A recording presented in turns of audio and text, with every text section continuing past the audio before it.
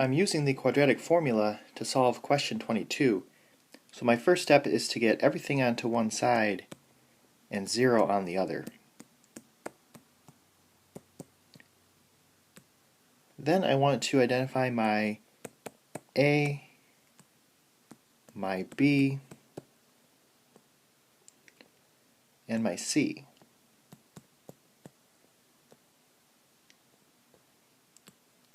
Then I'm going to plug these into the quadratic formula.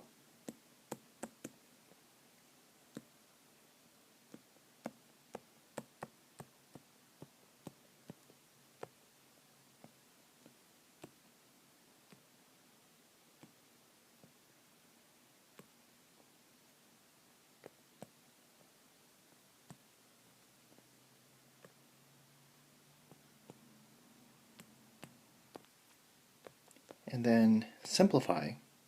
So x is equal to 8 plus or minus. Now, something interesting happens with this radical. It's actually equal to 0.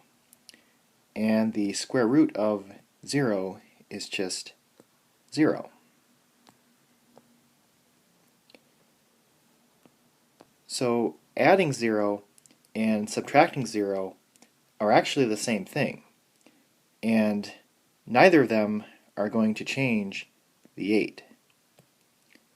So x is just equal to 8 over 2, which is equal to 4. So we only have one answer on this question.